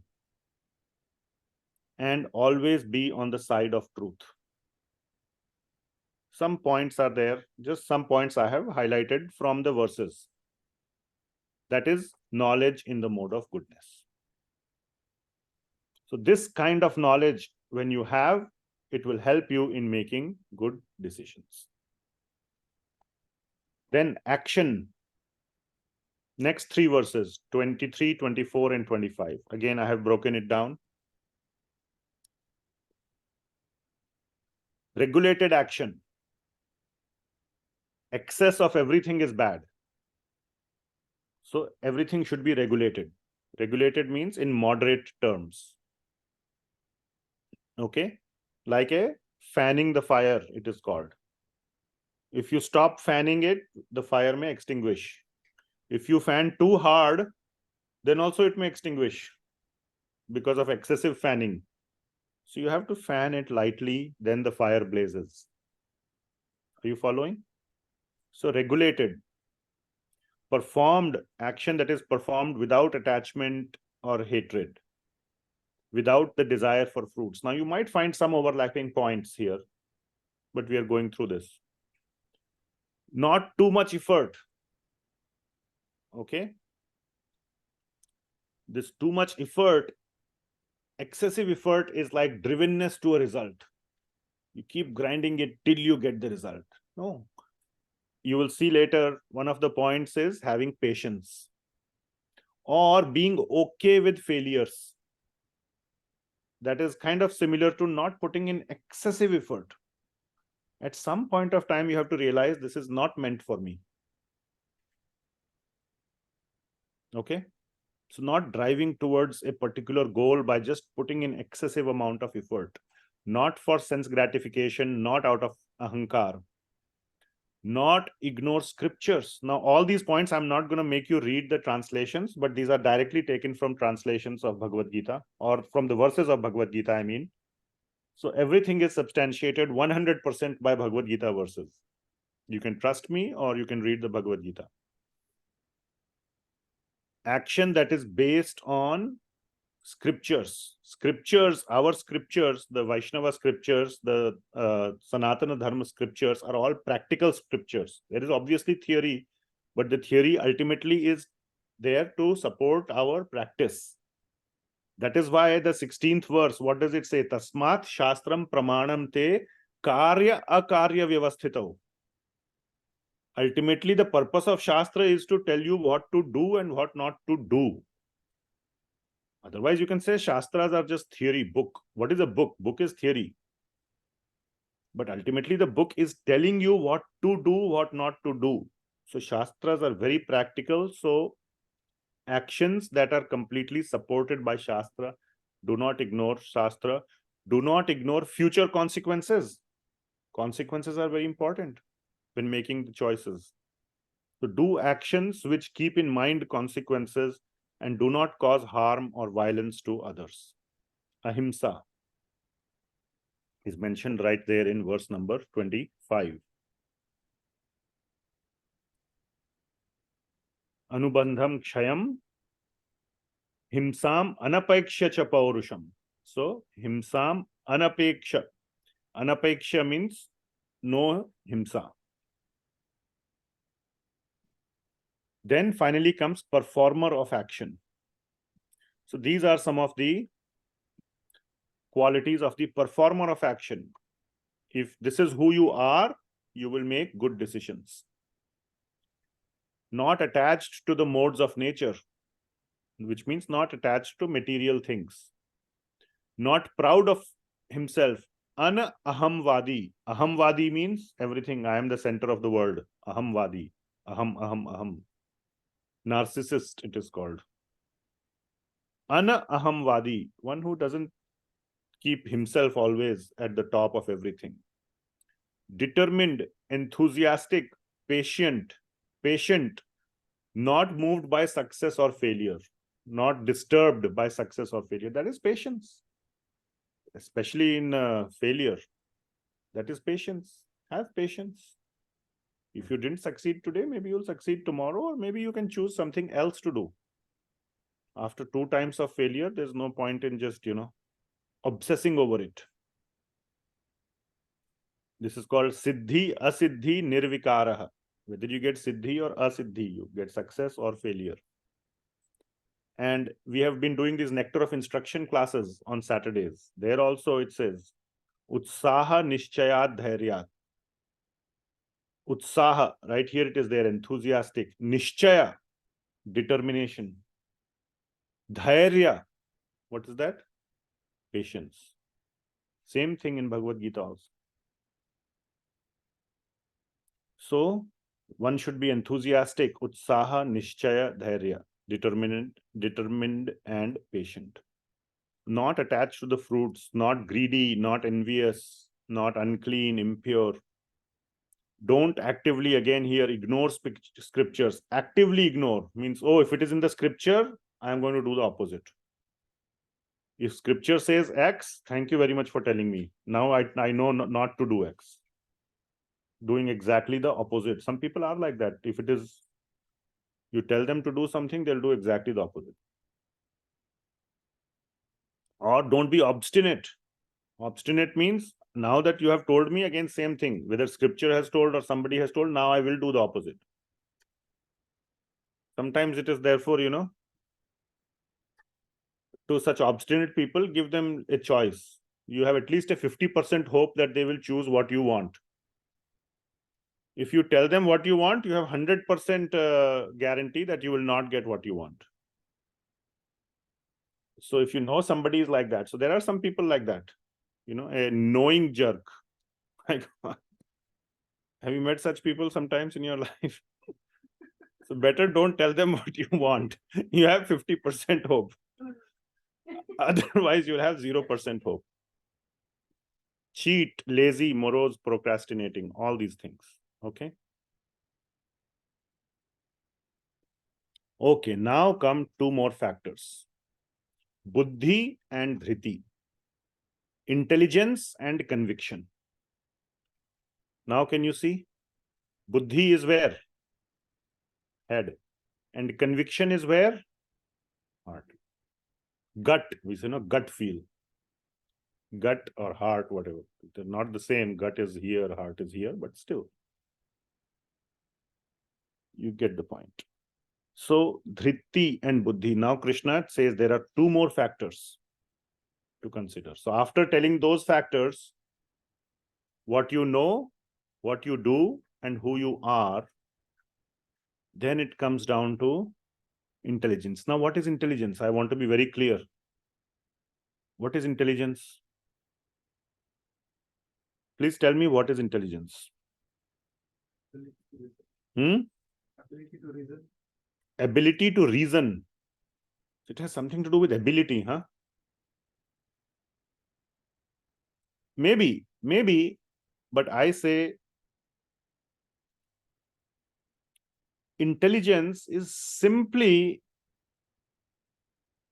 using the knowledge that you already have. Many people whom you call complete idiots, unintelligent, you know that they have the necessary knowledge, they just don't use it. They fail to apply the intelligence at the right time. So many situations you can think of. Drug addict. First time when he took it. How much intelligence you need? Do you need to know quantum mechanics and multi-vector calculus and all to know that this is harmful to you? Cigarette packet, on the cigarette packet itself, it is written it is harmful. So how much intelligence is needed to do the right thing? Tell me. All you need to know is to read those words. Kindergarten or first grade education will give you the knowledge to read English. Then you just have to read what's written on the packet. So you don't need much prerequisites. It's not like you have to be a PhD. Oh, he's very intelligent. That's how we call intelligent. Oh, he is very intelligent. That's not the meaning of intelligence. Intelligence means here simply using the basic knowledge at the right time. That is intelligence. Okay? Keeping the consequences in mind. That is intelligence. Some people, they will do some cheating. They will, all this, whatever, corporate fraud. You don't have to be a big Bill Gates or some Elon Musk CEO. Even the stupidest CEO knows, don't cheat on your tax books. Pay your taxes. If you don't do that, you're going to go to jail. Very simple. You don't need much intelligence. Unintelligent means you think you do something bad, you think you can get away with it, and then you get in trouble. Then you call him, what an idiot. Why did you do it? It wasn't worth it. So in that moment, to have the strength to apply the right thing, that is called intelligence. You don't have to be a big Supreme Court lawyer. Okay? So that is the meaning of intelligence. Conviction is about, we'll see about that. Okay? So, yeah, so that is about decision versus choice. So intelligence governs good decisions. Good decisions come from good intelligence. So what is intelligence? Intelligence is all about logic. What logic? Logic not based on the US Constitution or any material level. It comes from scriptural logic. Scriptures tell us what is right and wrong. So this is told in 30, 31 and 32. Same thing. Tasmat shastram pramanam te karya akarya vyavasthito. So you must know some basic understanding of scripture. And if you don't know, go to someone and ask. For very 99% things we already know. Very complicated things, you can go ask somebody else who knows the scripture what to do in this case. So to be able to distinguish right versus wrong, know what is right and wrong from scripture, not from anywhere else. Okay? What to fear or not fear. There has to be something you need to be afraid of, the consequences. And sometimes you can stand your ground like Prahlad. He was not afraid of his father. Even though his father is telling, we say sometimes you must listen to your father. But in that case, he knew if my father is telling me something which is against a higher principle, I'm not afraid of the consequences or, my father's rejection. I reject my father's advice. So he was not afraid of that. Bali Maharaj, same thing. He was not afraid of his guru's advice. Shukracharya gave him advice. Don't allow the 3 wishes to this little boy. He will take away everything. He said, no. He is Vishnu. And if Vishnu asks anything, we have to give. So he was not afraid. So what to fear, when not to fear. Like offending a devotee, you must be afraid. Durvasa Muni, he was not afraid of Ambarish Maharaj. He offended him. Kya hoga? Kuch nahi hoga. I am a great rishi. He is just simple man. He got into deep trouble. So what to fear, what not to fear? What is binding, what is liberating? So all this intelligence tells us from the scripture. Distinguish between dharma and adharma. So ultimately the point is to use intelligence means to use the knowledge properly. Knowledge you must have. You must have some knowledge. Yes. The point, the key word is use. Even the person who smokes knows that it is harmful. He fails to use that knowledge. Isn't it? So intelligence means, what does intelligence mean? Using the knowledge, not failing to use it. Now, conviction, this is a long one. Conviction means that, now here it also means conviction or determination about one's convictions or beliefs or priorities. This is what I want. Somebody may say, why do you have this conviction? You should then say that I am convinced about this is not negotiable. There is no reason about it. You cannot reason convictions. By definition, there is no reason. Reason, if it was reason, it would have fallen in the previous category. Then you can explain. I like blue color. I like this girl. If you don't like her, you go marry the girl you want. I cannot give all the reasons why I like this girl. It's a conviction, so that it cannot be explained. So that is unbreakable determination, and in many cases, practicing the convictions and experiences of their upholding the test of time. You apply certain convictions and they turn out to be correct. So I know that this is correct. Okay? Like, I don't know, like in a cricket match, let's say the captain has to select the team.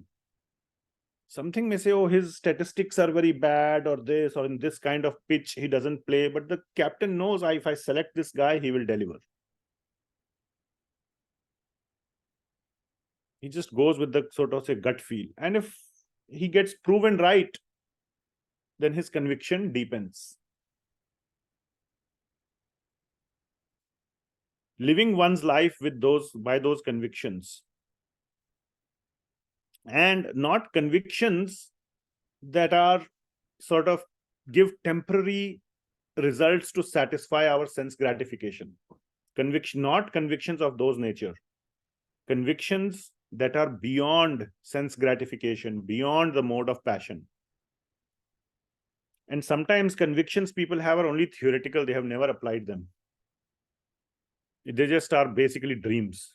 Oh, it should be like this. I should have such a conviction. So it's just like on paper. You have never had the experience of applying your convictions. So then they are not convictions at all. So one should know what are your convictions. You should understand, is this just some a dream or is it my real conviction? So all these things help you to make good choices. Values, yes. Values that cannot be reasoned. That is the point. That have no reason.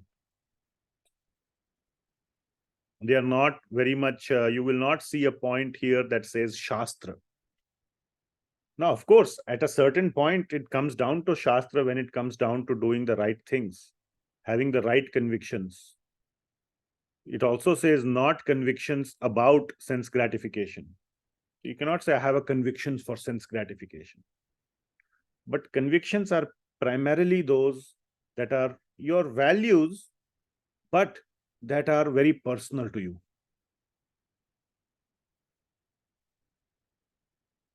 Okay? Now, in bhakti, in spiritual life, one has an attraction for one particular form of the Lord, one particular place that you are attracted to. Somebody wants to go to Vrindavan, and somebody wants to go to Dwarka. Both are places of Krishna. Now, you cannot start a fight. This is better, that is better. That's like saying, fighting over red car versus blue car. Okay. So they are just personal liking, and Shastra supports both. Okay. So all of this is within the boundary of Shastra. You cannot just have some wacky conviction that is outside of Shastra.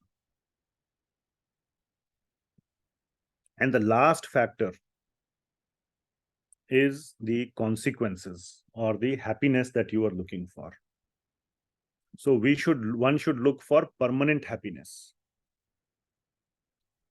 Okay, the consequences or the happiness should be permanent. It may initially look like austerity, but it will lead to long-term happiness. It could be discomfort in the beginning, but very pleasurable in the long run. Not something which gives consequences. Right now I'm feeling nice. Like after a smoke. You feel nice, it seems. I have not smoked, but the problem keeps developing. In 20 years, you will get cancer. Then you will wish that I shouldn't have smoked for that temporary pleasure.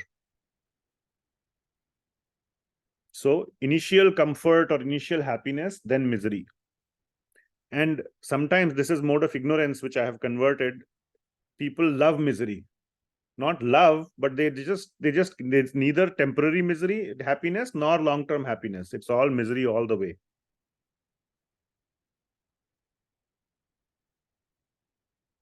So one should be careful. So the point is, think about the consequences before acting. So take the consequences into account as well. So all these things, I have these two, sowing the seed. The farmer does hard work in the farm. So it's not very pleasurable. He's not sitting and watching TV. He's doing hard work, but then he gets long-term results. Whereas the other guy, initially he's getting a lot of temporary happiness. Later on, he will suffer. So keeping the consequences in mind. So all these topics that we discussed help us to make the right choices that will lead us to happiness in the material world, in this life, and ultimately bring us, so that is the last slide, that all actions in 18.40, Krishna says that all actions are binding. Even if done in complete mode of goodness, still go towards mode of goodness. Because mode of goodness ultimately is the best platform for making spiritual progress. So mode of goodness absolutely pays off in the long run. So focus on the mode of goodness. But now we are coming to the end of first section. Remember, the first section was to go up to number 48. So we are at verse 40. So this is how we can make improvement in our material life. By living by these principles of the mode of goodness. So what we covered the fact that so just a quick summary so far, we covered the first topic of today was what? First 12 verses. Sannyasa and Tyaga. Which is better? Tyaga. What does it mean? Doing action, but not being attached to the results of the action. So that is action in the mode of goodness, doing the action. Okay. Now, when you do action, ultimately you're doing it in mode of goodness, which means mode of goodness leads to happiness. But is happiness guaranteed out of doing action? That was the second one. Why is it not guaranteed? Not everything is in our control. So even if though you may do the action fully in the mode of goodness, still be aware that the result is not guaranteed, which means happiness at the end of it may not be guaranteed. Okay? With that knowledge, now should you stop doing action? Now it's not guaranteed, so why bother? Should that be the attitude? No. So what should be the attitude?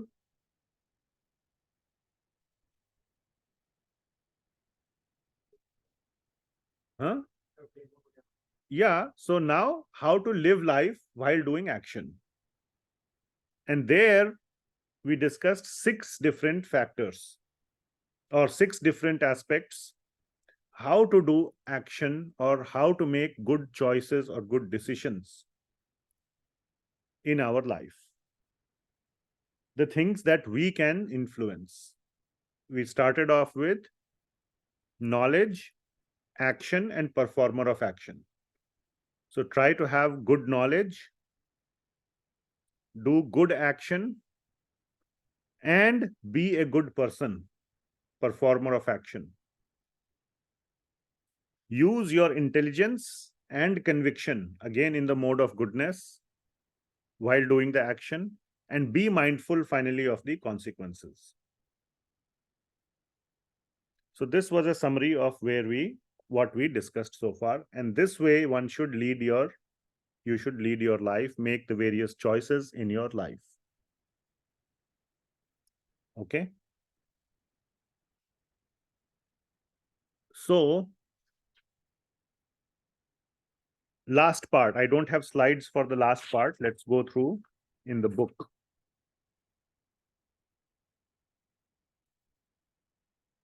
(41). So now Lord Krishna goes into the discussion of when there are actions that we have to perform. Krishna is now bringing in the discussion of the levels. Okay. So in the society, there are 4 levels of people. This is a broad discussion. So we discussed so many levels in every micro aspect, where to buy milk. We discussed so many levels. Right?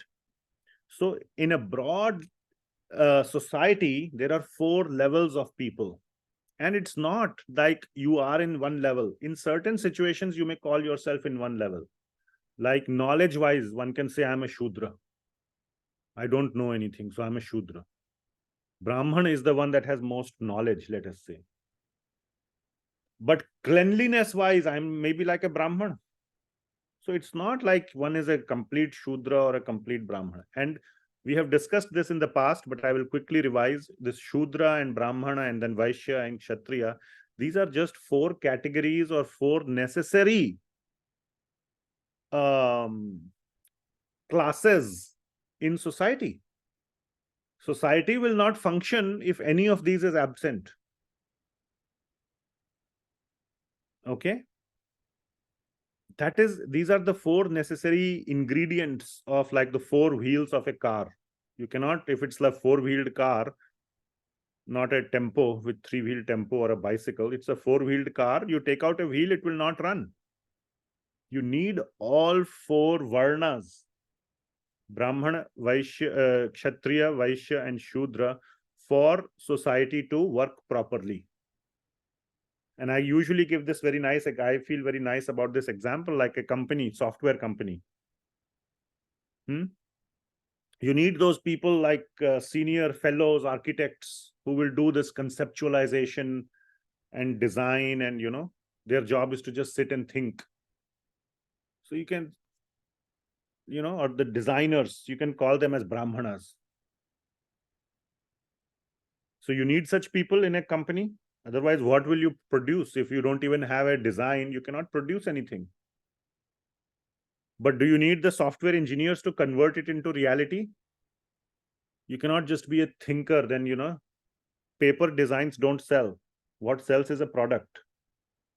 So you need software. They are like Shudra. They are not supposed to think. They have got the design. They are supposed to implement. So that's the implementation class. Shudra is the implementation class. Now, how many fellows or architects you need and how many software engineers you need? What is the ratio? Is it 1-to-1? Can you see 1 to many? So there are few Brahmanas and more Shudras. Therefore, it is sometimes reflected like a pyramid. But it's not bad. I mean, in any software company, the majority of the population is architects or software engineers. Software in low grade level. You say, no, in Intel we have this grade 5 or whatever, starts from 6, 7, whatever. You have more population at that level. And it starts thinning as you go up. Isn't it? That's natural. Even in the modern company, why we blame Shastra? They figured out this concept 5,000 years ago. They should be given credit. And then you have the salesman. If you have a nice design and a nice product, but no sales team, will you make profit? That is Vaishyas. Do you need management to manage the software engineers? Otherwise, they will all be sitting in the coffee room, always just drinking coffee. And you need some managers to, write your goals, do your performance review. Isn't it? They are Kshatriyas, administrative class. So they write the code, but they don't know whether they should. right? So can you see, you need all 4 classes for the company to be successful. Similarly, you need all 4 categories for society to be successful. There's nothing wrong in one versus the other. And here is the point. Why am I explaining this? The reason I'm explaining this is not to, justify that Shastra is, all this caste system, quote unquote, is good. That is not my point. My point is that so far we have been discussing making choices according to your adhikar in your life. Arjuna has very big choice to make, whether to fight the war or not. But we all have little choices to make, isn't it? We discussed some of those, whether to go to India or to stay here, for example, to do PhD or to take a job after your undergrad. All these are choices. Everybody is faced with choices, whether you are a Shudra, Vaishya, Kshatriya or Brahman, correct? Arjuna is a Kshatriya, he was faced with a choice. So everybody is faced with choices. So therefore, all 4 varnas can move towards mode of goodness. It is not, there is this general, some misunderstood concept. Only Brahmanas are in mode of goodness, Shudras are in mode of ignorance. That is not correct. Even a Shudra is not like, Shudra is like a gali hoti na, tu to Shudra hai. Like you're like a, that's the wrong understanding. Do you say, "Arey, tu to software engineer hai"? It's a good thing, man. People are dying to become a good software. It's not a abuse or a bad word at all. So the point is, Shudra, all the way from Brahman to Shudra, the goal is to move towards mode of goodness, according to one's adhikar. So Shudra should not try to become a Brahman, even though it may sound more glamorous. He has his place in society. And does a software engineer become a manager after some time? Happens. So in the same way, by doing, changing your work or your consciousness and so on, a Shudra can become a Vaishya or can become up to a Brahman. Definitely can. Okay. So that is the adhikar part at their level. So at each level, make the decisions according to the mode of, like whatever we have discussed, the 6 factors: knowledge, action, performer of action, intelligence, conviction, and consequences. Those are the 6 main topics that have been discussed. Taking all of that into consideration, wherever you are in your level of advancement, Shudra all the way to Brahmana, make progress towards mode of goodness and ultimately towards spiritual. That is the point. So now Lord Krishna is going to explain the various varnas. Okay, so 4 varnas. So that is the 41st verse. Brahmana, Kshatriya, Vaishya, and Shudras are distinguished by the qualities born of their natures in accordance with the material modes. So basically, there are 4 varnas depending on their level of advancement. So 42, very important verse. The qualities or the level of advancement of a Brahmana. So this is Shamo Damas Tapas Shaucham Shantir Arjavam Evacha Jnanam Vijnanam Astikyam Brahma Karma Subhavajam. So these 7 aspects: peacefulness, self-control, austerity, purity, tolerance, honesty, knowledge, wisdom, and religiousness. These are the qualities by which Brahmanas work. So in these areas, one can be in the mode of ignorance or go up to the mode of goodness. But already it is an advanced stage. You can still fall down from where a Brahmana is. So these are the mode of goodness level. This is the highest level what qualifies as a Brahman. Okay. Then Kshatriya, heroism, power, determination, resourcefulness, courage in battle, generosity, and leadership are the natural qualities of work for Kshatriyas. That is what he is doing, Kshatriya. He can do all of these in the mode of goodness as well. So wherever one is,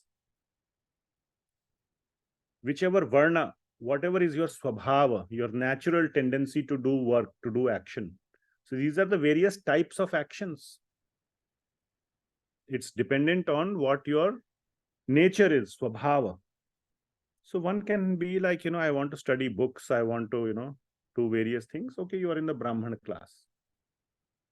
Or one is in the Kshatriya class. Or Vaishya, what are the Vaishya? Krishi, Goraksha, Vanijyam. Krishi means farming. Goraksha means taking care of the cows. Vanijya. Vanijya means commerce. All these are the activities of a Vaishya. And finally, Paricharyatmakam karma Shudrasyapi Swabhavajam. Paricharyatmakam means to serve these, to help these other people, to give shape to the whatever they would like to do, to basically, carry out the work. They are the doers, implementers.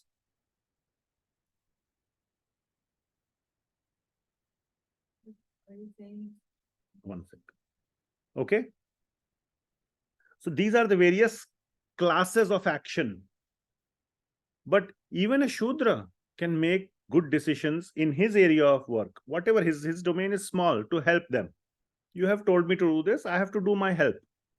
But there also some intelligence is needed to do that help, or to do the service, the seva of the upper classes with intelligence. Software engineer also needs intelligence.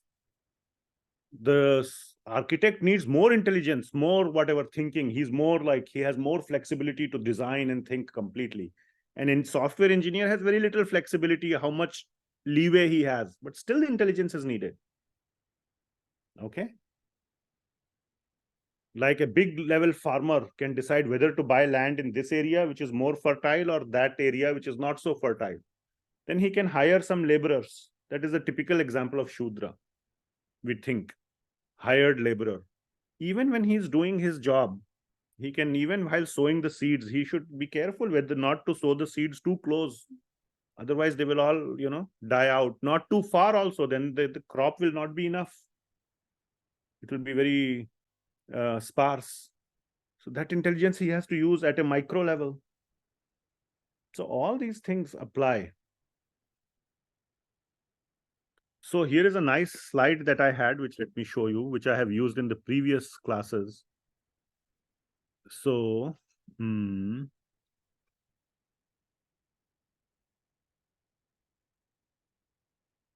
yeah.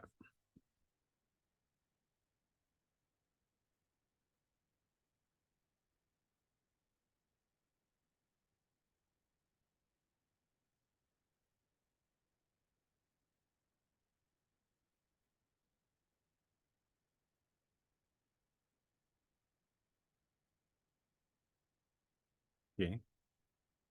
No, not this.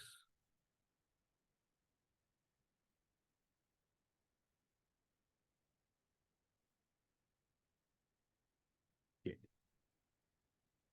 So we saw these knowledge, action, performer, understanding or intelligence, Dhriti or conviction, determination, and happiness, consequences. And there are all these verses 20, 21, 22, 23, 24. I have given this mapping. Okay. And then there are these 4 verses, 41 to 48 are the 4 varnas. Brahmana is discussed in 42, Kshatriya in 43, Vaishya in 44, A, B, like the first half, and Shudra in 44, C and D, second half. Here is the point. Imagine yourself as a Shudra, as an example, or even Vaishya or Kshatriya, and consider if all your actions can still be done in the mode of goodness. Now, the level of your action may be different, like I discussed. Somebody may has to do some big action. Somebody has to do a small action. Can you do either of those actions at your level in the mode of goodness? So everybody, the point of this whole discussion is everybody should move towards the mode of goodness. Doesn't matter whether you are doing small, tiny, insignificant work of a Shudra, or you are doing some major work like a Kshatriya or a Brahmana. Their responsibilities may be higher. The responsibility of a Shudra is lower or smaller. But everybody is being encouraged in Bhagavad Gita to move towards mode of goodness as described in the previous verses. That is the point. Did you get it? So regardless of Varna, everybody can come to mode of goodness. That is the point. So,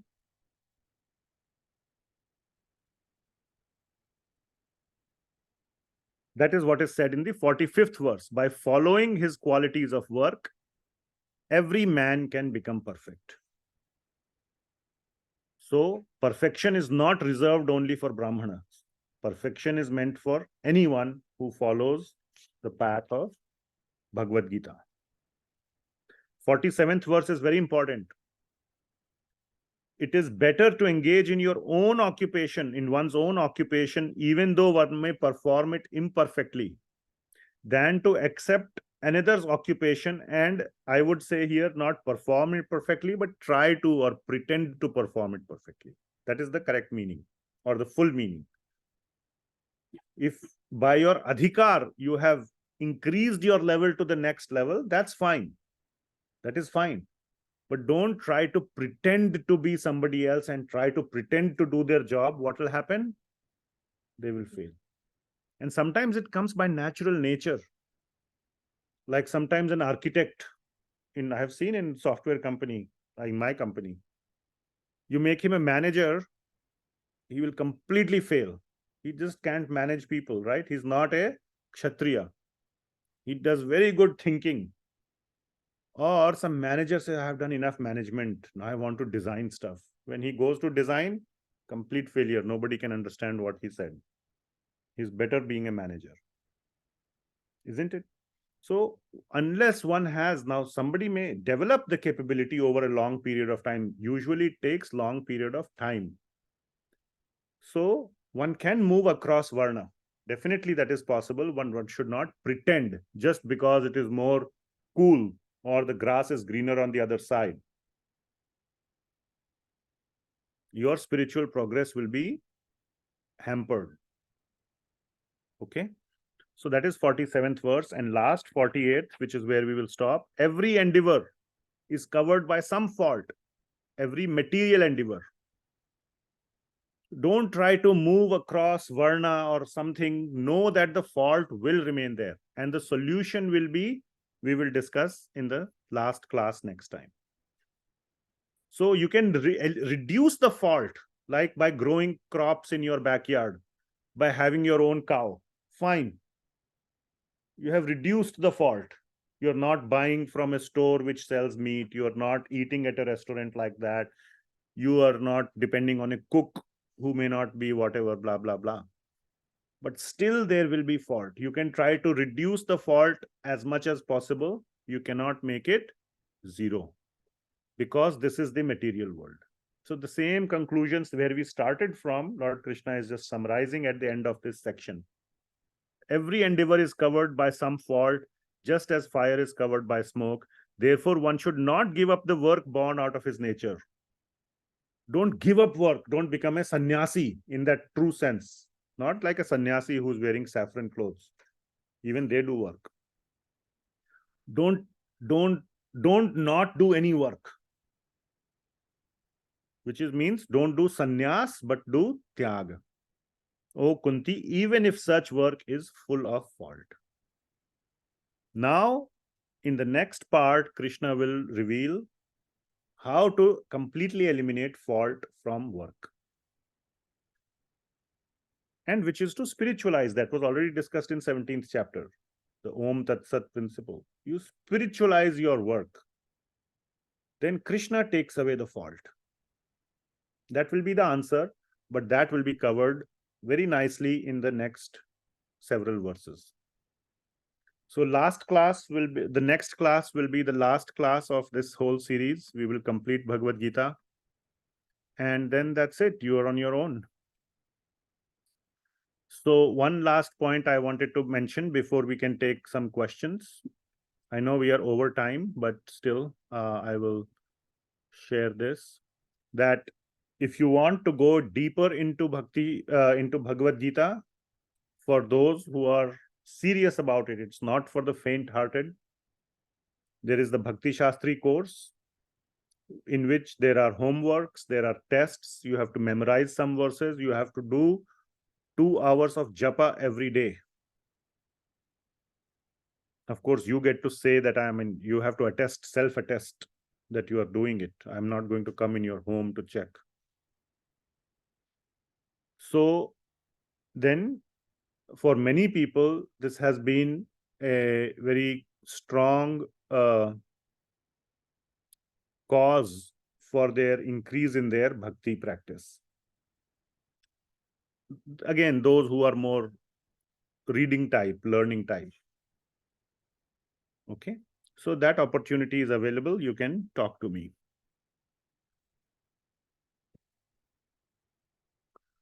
All right, so with that, I will stop here and see if there are questions. So yes, you had raised your hand. Is Shastra saying the varna is based on what we do or by birth? Like So we had covered this in 4th chapter itself. Yeah, so Chatur Varnyam Maya Shrishtam Guna Karma Vibhagashaha. So Krishna is saying Chatur Varnyam, 4 varnas, Maya Shrishtam, I have created. Shrishti means to create. Based on Vibhagashaha, the divisions, Vibhaga, which means the divisions are based on Guna Karma Vibhagashaha. So it is based on your guna and your karma, your activities and your nature, your quality. Both are changeable. So that's the answer. In today's, everything gets corrupted. Everything is corrupted. So even our Sanatan Dharma, people make it corrupted. This is, I'm telling you, what is coming directly from Bhagavad Gita. Now people can say, oh, you are Brahman because you are born in Brahman family. But that is not substantiated by Bhagavad Gita. Okay. Somebody could be born in a Shudra family, so to say, but have the qualities of a Brahman. And the qualities are what are mentioned here in 42nd verse. If somebody has those qualities, is there anything here which is bound? Look at 42nd verse. Is there anything here which is given at birth time? Shamo, damas, tapas, shaucham, kshantir, arjavam, evacha, jnanam, vijnanam, astikyam, brahma, karma, swabhavajam. This is the karma. These are the activities of a brahma or a brahmana. These are the natural activities of a brahmana. Is there anything here which is not cultivatable? Everything there is cultivatable. It doesn't talk about color of skin. It doesn't talk about male or female or any of those things. All those qualities are cultivatable. So when that quality becomes cultivated, one becomes Brahman. And in our Sanatana Dharma, when the Guru, even from regardless of whatever your birth may be, he is supposed to see. We do Upanayan ceremony for Brahmana. Just like that, in Brahman family, they just do. That is the corrupted system. The correct system is that first you have a Guru. Then the Guru sees, are you demonstrating Brahman qualities? If yes, he will do the Upanayan ceremony and give you thread. I have this thread here, see? Brahman thread. No, I'm not saying I'm Brahman, but somehow my Guru is very kind and merciful and he gave me thread, but I'm born in Vaishya family. See? Maybe I fooled him, but anyway. So Brahman is not by birth, it's by quality, according to correct Shastra. Okay. Anything else?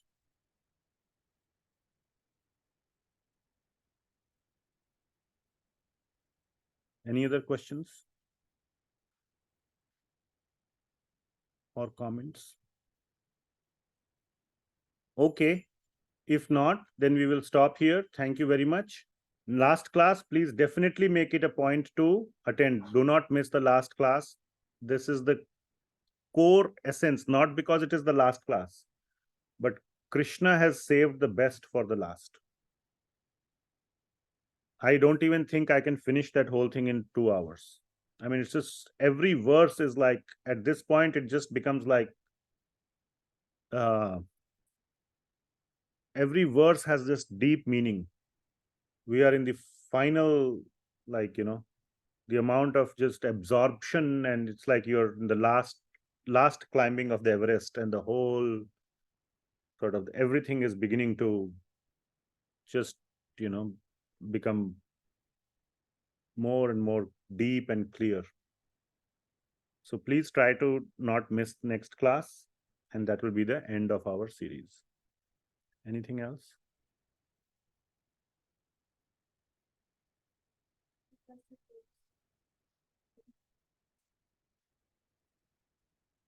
That's fine. Okay, thank you very much. Hare Krishna. Hare Krishna. Hare Krishna.